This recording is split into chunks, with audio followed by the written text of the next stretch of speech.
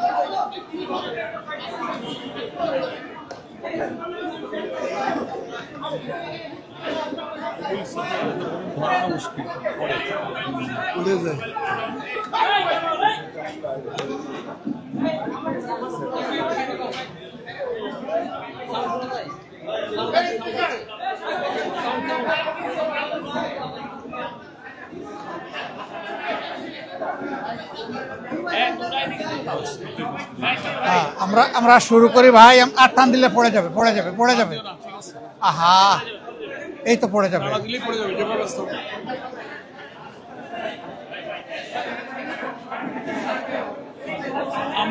আমরা একটু নীরব থাকি।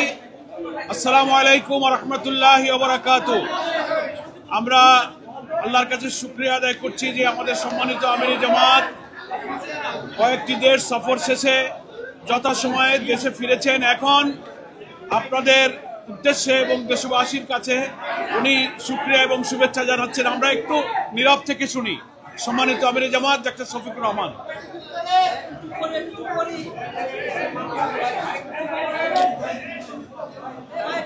ভলান্টিয়ারই তো গরম হয়ে গেছে। আসসালামু আলাইকুম ওয়া রাহমাতুল্লাহ। সালামের জবাব দিতে হবে ভাই, আমি আবার সালাম দিচ্ছি। আসসালামু আলাইকুম ওয়া রাহমাতুল্লাহ। আপনারা সবাই ভালো আছেন? সম্মানিত সাংবাদিক বন্ধুগণ,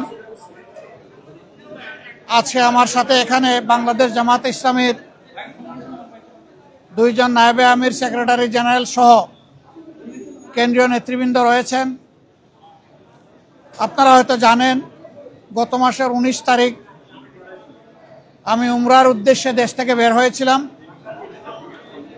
3 দিনে উমরা সম্পন্ন করার পরে 22 তারিখ সকাল 9টায় আমেরিকার JFK এয়ারপোর্টে আল্লাহর মেহেরবানিতে আমি পৌঁছি এবং সেখানে 8 দিন আমি বিভিন্ন স্তরে সরকারি, বেসরকারি, গুরুত্বপূর্ণ সংস্থা এবং ব্যক্তিদের সাথে বৈঠকে মিলিত হই। তার পাশাপাশি বিপুল সংখ্যক বাংলাদেশি যুক্তরাষ্ট্রে যারা বসবাস করেন, অল্প সময়ের মধ্যে 4টা শহর আমার পক্ষে যাওয়া সম্ভব হয়েছিল: নিউ ইয়র্ক, বাফেলো, মিশিগান এবং সর্বশেষ ছিল ওয়াশিংটন ডিসি।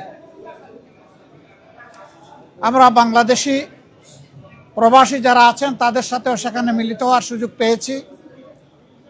তাদের কথাগুলোও শোনার সুযোগ হয়েছে এবং বিভিন্ন ব্যাপারে আমরাও তাদেরকে আশ্বস্ত করে এসেছি। বিশেষ করে আমরা গুরুত্বপূর্ণ 2টি কথা, 2টি মেসেজ তাদেরকে দিয়েছি। একটা মেসেজ হচ্ছে, বাংলাদেশ আমাদের সকলের দীর্ঘদিনের বঞ্চনা এবং নিষ্পেষণের পর ফ্যাসিবাদী শাসনের পর বাংলাদেশ মুক্ত হয়েছে। মুক্তির এই সংগ্রামে দেশবাসীর সাথে প্রবাসী যারা ছিলেন তারা সমানতালে লড়াই করেছেন। তাদের অবদানও বিশেষভাবে উল্লেখযোগ্য। তাদের সেই অবদানের জন্য তাদেরকে আমরা ধন্যবাদ এবং কৃতজ্ঞতা জানিয়েছি। আর আমরা বলেছি, প্রবাসীদের সবচেয়ে বড় অধিকার ভোটের অধিকারটা ছিল না। এবার এ দাবি সবার আগে আমরাই তুলেছিলাম এবং আমরা এই দাবি ছেড়ে দেইনি। আমরা এই দাবি নিয়ে প্রধান উপদেষ্টা, নির্বাচন কমিশন সহ গুরুত্বপূর্ণ সকল জায়গায় প্রবাসীদের হয়ে কথা বলেছি। আমরা সরকার এবং নির্বাচন কমিশনকে ধন্যবাদ জানাই। এই প্রথমবারের মতো ব্যাপক ভিত্তিক বিদেশিদেরকে ভোটার তালিকায় যারা প্রবাসী আমাদের তাদেরকে সম্পৃক্ত করার তারা উদ্যোগ নিয়েছেন, কিন্তু সেখানে কিছু সমস্যা রয়ে গিয়েছে। অক্টোবরের 30 তারিখ পর্যন্ত সময় বেঁধে দেওয়া হয়েছিল। এই সময়ের ভিতরে যে সফটওয়্যার এখানে ইনস্টল করা হয়েছে এটা ফাংশন করে নাই প্রপারলি, যার কারণে আগ্রহ থাকা সত্ত্বেও, চেষ্টা থাকা সত্ত্বেও অনেকেই কিন্তু ভোটার হতে পারেননি। আমাদের দাবি থাকবে নির্বাচন কমিশনের কাছে কমপক্ষে আরও 15 দিন এই সময় বর্ধিত করা হোক এবং যে জটিলতাগুলো রয়েছে সেগুলা সহজ করে তাদেরকে ভোটার হওয়ার সুযোগ তৈরি করে দেওয়া হোক। আরও কিছু সমস্যা আছে, কিছু শর্ত জুড়ে দেওয়া হয়েছে। আমরা বলবো, একজন নাগরিকের প্রমাণের জন্য তার আইডি কার্ড, ন্যাশনাল আইডি যথেষ্ট। তার পাশাপাশি যদি তার একটা পাসপোর্ট থাকে, ভ্যালিড পাসপোর্ট, তাহলে আর কিছুরই প্রয়োজন হয় না। সেখানে কোথায় কারেন্টের বিলকে দিল, পানির বিলকে দিল কি দিল না, হোল্ডিং ট্যাক্স দিল না, অনেকের 10-20 বছর ধরে দেশের বাইরে আছে, তারা এগুলো ব্যবহারও করে না, বিলও দেয় না, বিল দেওয়ার প্রয়োজনও হয় না। সেগুলো শর্ত জুড়ে দেওয়া হয়েছে। আমরা এগুলাকে সহজ করার জন্য আহ্বান জানাবো। এর পাশাপাশি আরেকটা মেসেজ আমরা তাদেরকে দিয়েছি, তাদের দায়িত্ব শুধু দেশকে দেওয়া নয়, দেশের দায়িত্ব তাদেরকে সম্মান দেওয়া এবং মিলেমিশে দেশে প্রবাসে নিবাসে যারা আছেন আমরা সবাই মিলে সবগুলো হাত একত্রিত করে সবগুলা মেধাকে এক কেন্দ্রে এনে আমরা আমাদের দেশকে নিয়ে ইনশাআল্লাহ আগামীতে সামনে আগাতে চাই। এই জন্য আমরা বলেছি, জাতীয় সংসদ সহ সরকার পরিচালনা এবং দেশ গঠনের সর্বক্ষেত্রে প্রপোর্শনেট হারেই প্রবাসীরা ইনশাআল্লাহ তারা সেখানে অংশগ্রহণ করবেন, তাদের সেই জায়গাটা নিশ্চিত করা হবে ইনশাআল্লাহ। এটা হয়তো সময় লাগবে, এটা আজকেই বললে আজকেই হবে না, কিন্তু এটি আমাদের স্বপ্ন বুনলে একদিন আল্লাহ তাআলা বাস্তবায়ন করবেন ইনশাআল্লাহ। আমরা সেই স্বপ্নের দিকে আগাবো আল্লাহ চাই। সম্মানিত সাংবাদিক বন্ধুগণ, এরপরে সর্বশেষ আমি তুরস্কে এসেছিলাম, যুক্তরাজ্য এবং তুরস্ক। সেই তুরস্ক থেকে আজকে এখানে আসলাম। সেখানেও সরকারি বেসরকারি বিভিন্ন পর্যায়ে আমার অত্যন্ত গুরুত্বপূর্ণ মিটিং হয়েছে। আর বাংলাদেশি ডায়াসপোরা আছে যারা, তাদের সাথেও আমার বসা হয়েছে, তাদের কথাও শোনার সুযোগ হয়েছে। আমি আসলে নিজের কোনো প্রয়োজনে দেশ থেকে বের হইনি। আমি বের হয়েছিলাম দেশ এবং জনগণের প্রয়োজনে। যেখানে গিয়েছি জনগণের স্বার্থকে, দেশের স্বার্থকে সামনে রেখেই কথা বলার চেষ্টা করেছি এবং যেখানে গিয়েছি একটা কথা বলার চেষ্টা করেছি যে দুনিয়ার সকলের সাথেই আমরা সম্মানজনক সম্পর্ক চাই। এই সম্পর্কটা হবে মিউচুয়াল রেসপেক্ট এবং ইকুইটির ভিত্তিতে। আলহামদুলিল্লাহ, আমরা যত জায়গায় গিয়েছি তাদের অ্যাপ্রিসিয়েশন আমরা পেয়েছি। তারাও মন খুলে আমাদের সাথে কথা বলেছেন, আমরাও মন খুলে আমাদের সবগুলা বিষয় তাদের সাথে শেয়ার করেছি। আল্লাহ তাআলার কাছে দোয়া করি, এই সফরে যে সমস্ত পদক্ষেপ নেওয়া হয়েছে অথবা আলাপ আলোচনা হয়েছে সেগুলা যেন দেশ এবং জাতির কল্যাণে নিয়োজিত হয়। কোনো ব্যক্তি নয়, গোষ্ঠী নয়, দল নয়, দেশ এবং জাতির জন্য উপকার হয়। আপনারা এত সকালে এখানে কষ্ট করে এসেছেন, আমি সবাইকে ধন্যবাদ জানাবার আগে আরেকবার আপনাদের আন্তরিক সহযোগিতা কামনা করব। আসলে আপনারা জাতির, ব্যক্তিগতভাবে জাতির বিবেক, আর আপনাদের হাউসগুলো দর্পণ। আমরা সমাজের এই দর্পণ এবং জাতির বিবেকের কাছে দেশ গড়ার অভিযাত্রায় জামাতে ইসলামী যে সমস্ত কর্মসূচি ঘোষণা করছে যা দেশ এবং জাতির কল্যাণে, আমরা এই সবগুলোতে আপনাদেরকেও আমাদের সাথে চাই। কারণ আপনারা এই সমাজ থেকে বিচ্ছিন্ন নন, আপনারা শুধু সাংবাদিক নন, আপনারা এই দেশের নাগরিকও বটে। অতএব আমরা যে নাগরিক অধিকারটা নিশ্চিত করে একটা মানবিক বাংলাদেশ গড়তে চাই, বৈষম্যহীন বাংলাদেশ গড়তে চাই, এই ক্ষেত্রে আপনাদের ভূমিকা হবে অগ্রগণ্য, সেটা আমরা প্রত্যাশা রাখি। কারণ সাংবাদিকরা যখন জাতির কল্যাণের সিদ্ধান্ত নেন, জাতি তখন কল্যাণের পথ খুঁজে পায়। আল্লাহ রাব্বুল আলামিন আপনাদেরকে জাতির কল্যাণে কবুল করুন। সবাইকে আরেকবার ধন্যবাদ। আসসালামু আলাইকুম ওয়া রাহমাতুল্লাহ। আপনি নতুন করে আমির নির্বাচিত হয়েছেন, আপনার অনুভূতি জানতে চাই। আর গতকালকে বিএনপি তাদের দলীয় মনোনয়ন ঘোষণা করেছে বিভিন্ন সংগঠনে, আপনারা কবে করতে যাচ্ছেন এই দুইটা যদি একটু বলেন। আলহামদুলিল্লাহ। প্রথম প্রশ্ন হলো আমি আমির নির্বাচিত হয়েছি না, আমি আমির নির্বাচিত হইনি। আমার সহকর্মীরা আমার উপর একটা দায়িত্বের ভার অর্পণ করেছে। এই দায়িত্বটা বড় ভারী। আপনারা দোয়া করবেন দেশ এবং দিনের জন্য এই দায়িত্ব পালনে আল্লাহ যেন আমাকে সাহায্য করেন। আর পাশাপাশি আমি আপনাদেরও সহযোগিতা চাই। বিএনপি তারাও চূড়ান্ত তালিকা প্রকাশ করেনি। আমি দেখেছি 237টা আসনে তারা তালিকা প্রকাশ করেছেন, আবার প্রশ্নোত্তরে বলেছেন এটি চূড়ান্ত নয়, এর মধ্যেও পরিবর্তন আসতে পারে। আমরা কিন্তু 1 বছর আগেই প্রায় এই তালিকা বিভিন্নভাবে আঞ্চলিকভাবে আমরা এটা জানিয়ে দিয়েছি। চূড়ান্ত তালিকাটা সময় মতো আমরা ইনশাল্লাহ কেন্দ্রের পক্ষ থেকে ঘোষণা করব। তবে যেহেতু আমরা একা ইলেকশন করব না, আরও অনেককে আমরা ধারণ করব, দেশ এবং জাতির স্বার্থে সব দিক বিবেচনা করেই চূড়ান্তভাবে যথাসময় ইনশাল্লাহ আমরা প্রার্থী ঘোষণা করব।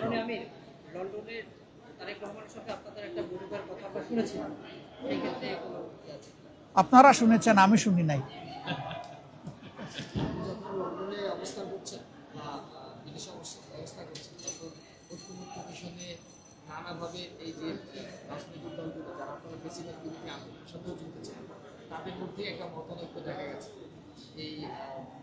আমি বুঝতে পেরেছি যে এই মতানৈক্য কেন।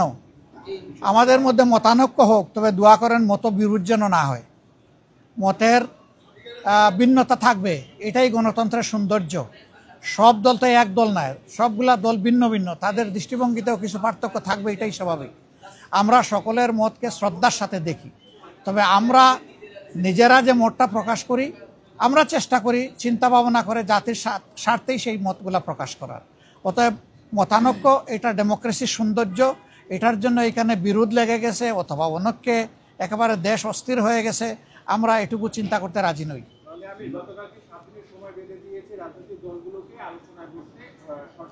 না, ওনারা বেঁধে দেয়নি, আমি এটাও শুনেছি ভালো করে। ওনারা অনুরোধ করেছে যে 1 সপ্তাহ সময়ের ভিতরে রাজনৈতিক দলগুলা বসে যদি একটা কনসেনসাসে পৌঁছতে পারে, সরকারের জন্য এটা ভালো।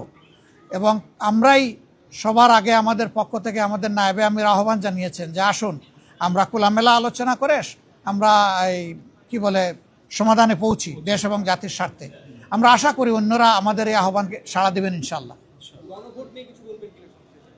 গণভোটের ব্যাপারে তো আমরা আমাদের দৃষ্টিভঙ্গি অলরেডি আমরা দিয়ে দিয়েছি। ফেব্রুয়ারিতে নির্বাচন আমরা দেশবাসী সবাই দেখতে চাই ইনশাল্লাহ। শুধু আমরা না, সবাইকে নিয়ে আমরা দেখতে চাই। Thank you so much. আসসালামু আলাইকুম ওয়া রাহমাতুল্লাহ।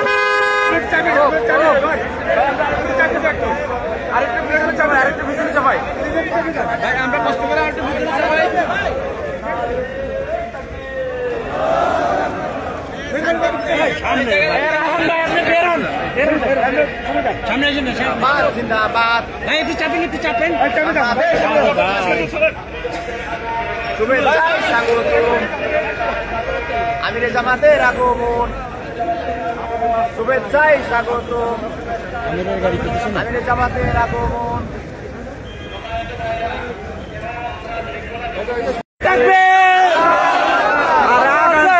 জিন্দাবাদ।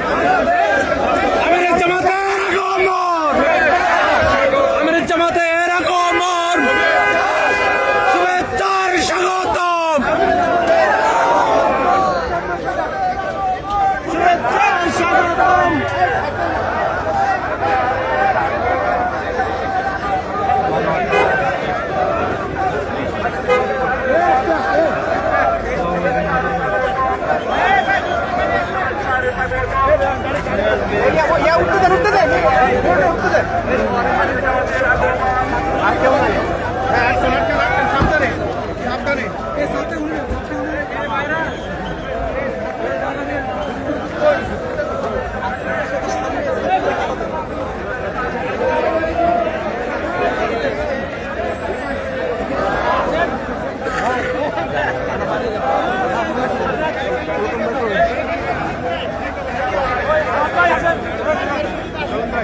ভাই